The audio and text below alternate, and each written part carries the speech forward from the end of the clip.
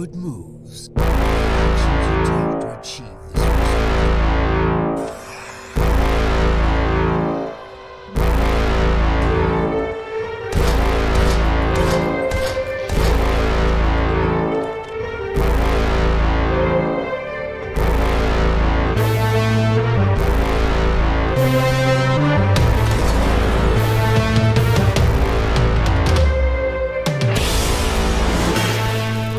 Well, boys and girls, there's been another incident, and we've got to go in and clean that shit up. Today we'll be flying in the Daymare 1998 and seeing if there's anything salvageable hidden amongst the hordes. Before we start, I want to give a shout out to Foxfire to thank her for her excellent artwork. Now let's start sweeping the building.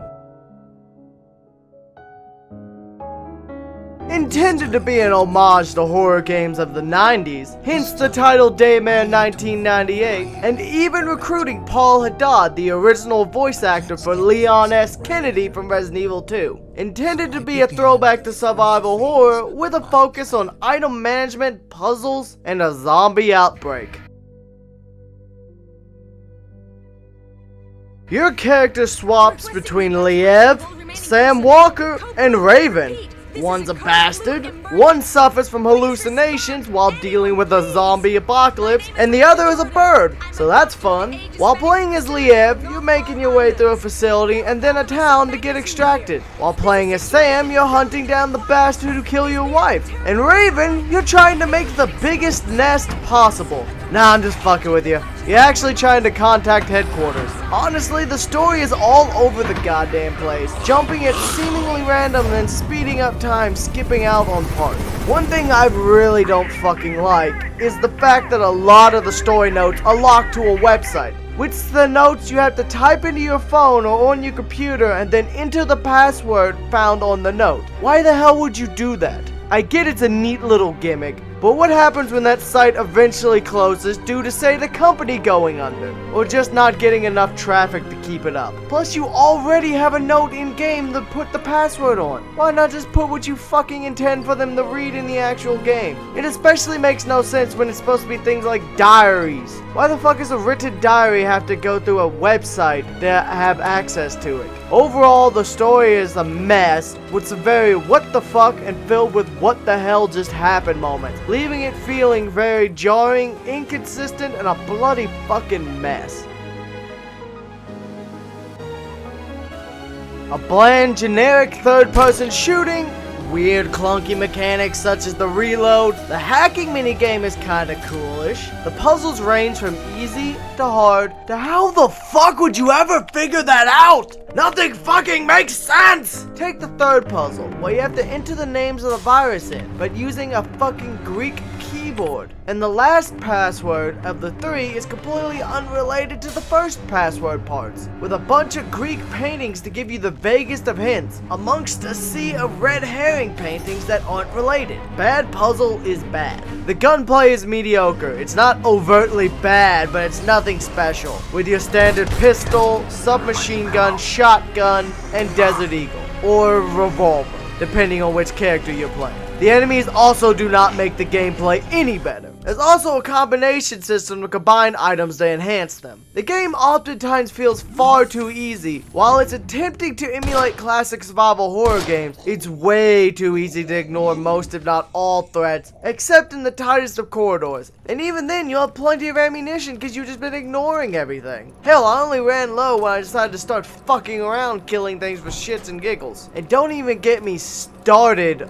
on the final boss sequence. Like, the boss fight itself is laughably easy. Hell, I got him stuck fucking like 5-6 times on the environment, and you just keep running into it. But then afterwards, there's a chase sequence. And during the chase sequence, he pretty much has an instant kill, which is annoying considering the game makes you wait for an elevator to open up. And if he gets within like 5 feet of you, you're dead. And guess what? The game already wasted all of your ammo that you'd be able to stagger him with in the boss fight. So honestly, fuck this shit.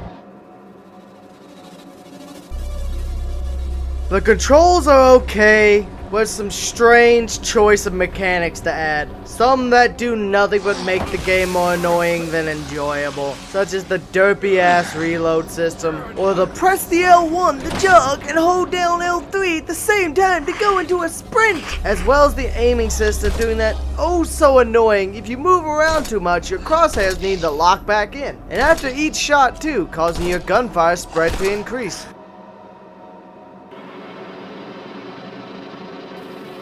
Bland, dull, and uninspired. Sure, who doesn't love a good horde of zombies? But this isn't a good horde of zombies. Mostly just packs of the same couple of reused models, with the occasional bigger zombie or melted man thrown in. And unlike, say, Resident Evil 2 Remake, the horde isn't nearly as scary or as tense. Hell, they don't even bite you, they just vomit acid in your face in a button mash QuickTime event. Let's not mention how the bigger infected they show in the first chapter just kinda waddle runs at you in a hilarious bad manner, or how easy the deal with the boss monster Melted Man was. I literally just ran circles around a pillar and shot it in the face with a shotgun. Not particularly tense or difficult. The final boss is somewhat of a Nemesis ripoff, with a bullshit chase sequence, and when you get to the end you have to wait for an elevator. No way to stagger, and when he gets anywhere near you, pop! Instant dead. Another issue is all the enemies are just people, and not like, say, Resident Evil zombies, liquor, Crimson Head tyrants. No, there is zombie, then bigger zombie, then bigger zombie that pukes and has a bone arm, then a bigger zombie with blade arms, and then an even bigger zombie with a tentacle arm. It's boring as fuck.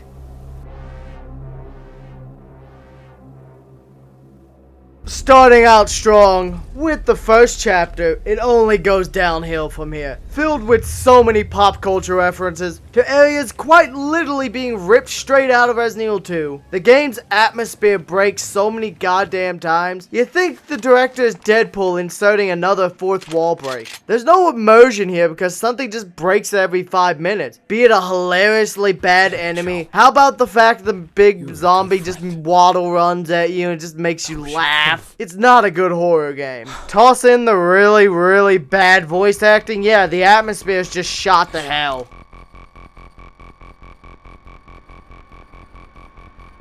Honestly, most of the soundtrack just doesn't stand out to me. There's a few tracks, but I barely noticed most of them. While playing through the game, barring, say, the first track, some of the boss themes, and the intro cutscene, the sound design's also lacking, especially the voice acting. Outside of Paul Haddad, who is clearly the most seasoned member of this team, many of the voice actors make mistakes, and bizarrely, while the subtitle shows what was intended to be said, oftentimes the actor will actually say something different, and they just keep the mistake and take in. Feels like they were either pressed on time or pressed on budget for voice actors. Hell, the only sound I found true satisfaction in is the meaty ass shotgun, which I will admit makes a satisfying bang and squish. But if you fuck up the shotgun in a game, ya fucked up, son.